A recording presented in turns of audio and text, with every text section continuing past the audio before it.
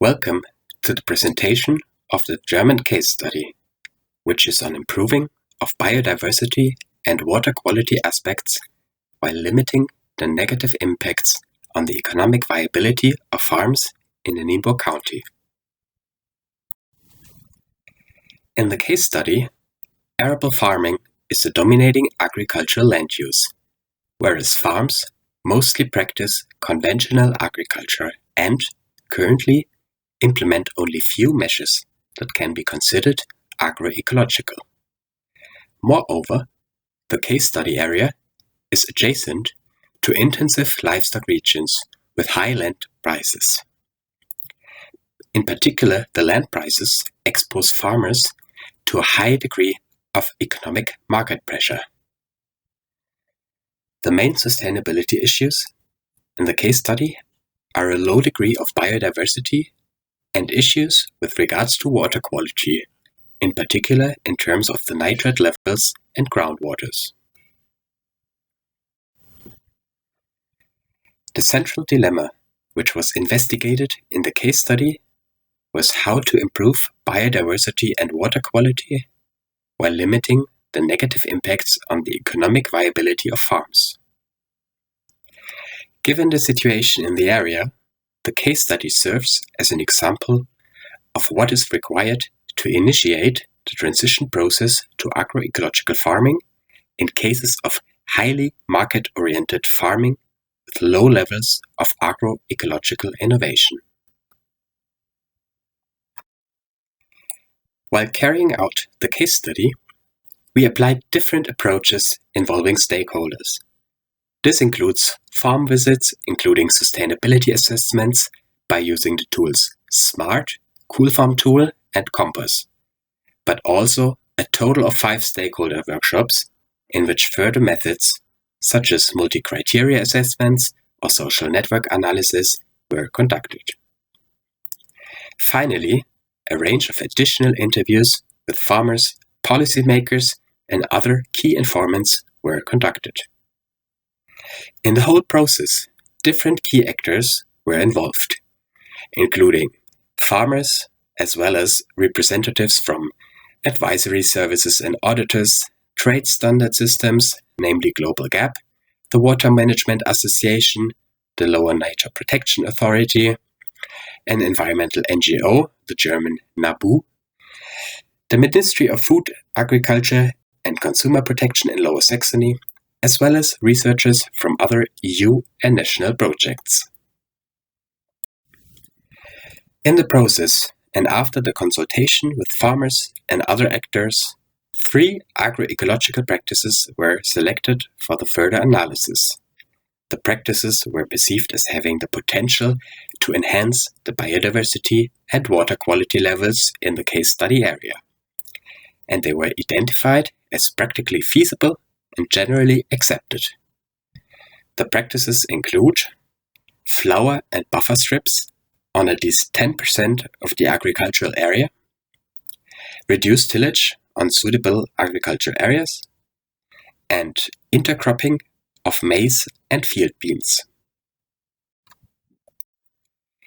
In the next step, the implementation of these 3 agroecological practices was simulated based on the visited and above-mentioned farms and by adjusting the sustainability assessment where appropriate. The results show that the implementation of the practices indeed leads to increases in biodiversity levels as well as to improvements of soil and water quality, which are, however, rather small. Furthermore, the practices would lead to substantial reductions in greenhouse gas emissions from arable land. In contrast, however, we could observe quite strong reductions in farm income and labor productivity. A central step in the analysis and the overall approach was to identify the barriers of implementing agroecological practices. These barriers include the attitude of farmers towards agroecological farming, as well as their knowledge of agroecological practices, including the benefits. Also, the access to land and the conditions of land rental agreements pose a central barrier.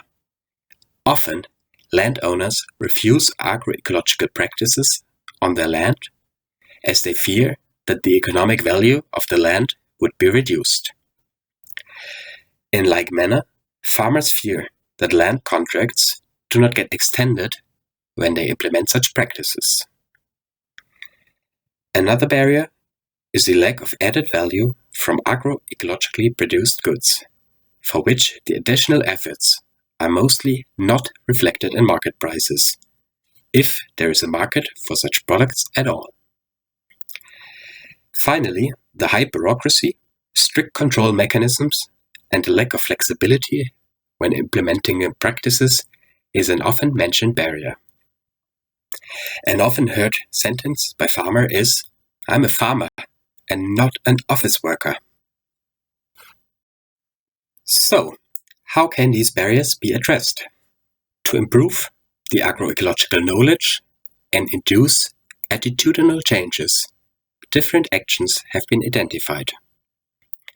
This includes the cooperation of farmers, for instance with schools, to raise public awareness of benefits of agroecologically produced goods. Also, coordinated approaches which are initiated by trusted intermediaries for knowledge transfer and social capital generation are seen as an important instrument for the way forward. Finally, more support for setting up and educating local networks, their network manager, and other actors is required. To improve the conditions of land rental contracts, an interesting, though challenging, solution could be to introduce tax incentives to landowners which allow, or even demand, the implementation of agroecological practices on their land. In order to create added value for farmers, solutions could be an improved cooperation of farmers with food policy councils and the initiation of such councils in cooperation with local communities. But also a green public procurement of canteens and schools, meaning that they buy more products from farms with agroecological practices. Finally, to reduce the bureaucracy of policy support, trusted peers, ideally farmers, should be involved in monitoring and controlling of policy measures.